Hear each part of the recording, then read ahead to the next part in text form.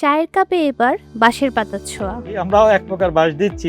বাঙালি যেহেতু বাঁশ খেতে পছন্দ করে, তরল বাঁশ আমরা খাওয়াচ্ছি। প্রথম দেখায় অনেকেরই মনে হবে এটি গ্রিন টি, কিন্তু না, এটি তৈরি হয়েছে বাঁশের পাতা দিয়ে। এক সময় যে ঝরা পাতা ঝরে মাটিতে মিশে যেত, আজ বিশেষ প্রক্রিয়ায় সেটিই রূপ নিয়েছে এক কাপ সুস্বাদু ও সম্ভাবনাময় চায়। আমরা নিজেদের মধ্যে এই বাঁশ দেওয়া বন্ধ করি, বাঁশকে আসলে কাজে লাগাই। বাঁশ পাতার চা তৈরিতে ব্যবহার করা হয় কচি ও সতেজ পাতা। সংগ্রহের পরে সেগুলো ভালোভাবে পরিষ্কার করে নির্দিষ্ট তাপমাত্রায় শুকানো হয়। এরপর বিশেষ প্রক্রিয়াজাতকরণের মাধ্যমে তৈরি করা হয় চা, যা গরম পানিতে ভিজিয়ে সহজেই পান করা যায়। আমি এখন খাচ্ছি বাঁশপাতার চা, যেটা আমি জানতাম না যে বাঁশপাতা দিয়েও চা হয়। জীবনের প্রথম এটা খাচ্ছি। বাঁশ পাতার চা, এটা আমার কাছে টোটালি আনকমন লাগলো। হাইজেনিক একটা অর্গানিক ফিল দেয়। আসলে এটা ফিলটা আলাদা।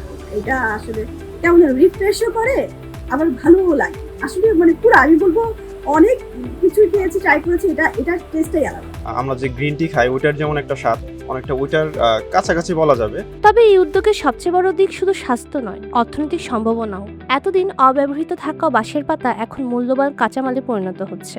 এর মাধ্যমে গ্রামীণ এলাকায় কুটির শিল্প গড়ে তোলা এবং নতুন কর্মসংস্থানের সুযোগ সৃষ্টি করা সম্ভব। আমরা তো বাঁশ নিয়ে কাজ করি 20 বছর ধরে। বললাম যে আমি বাঁশ নিয়ে কাজ করতে পৃথিবীর বিভিন্ন দেশে গিয়েছি। আমি মেইনলি এটা চায়নাতে খেয়ে এসেছিলাম। এটার বাজার তো অবশ্যই আছে, বললাম যে এত গুণাগুণ আছে, এবং এটা গ্রিন টির বিকল্প হিসাবে কিন্তু পানীয় এটা চালু হতেই পারে আমাদের দৃষ্টিতে।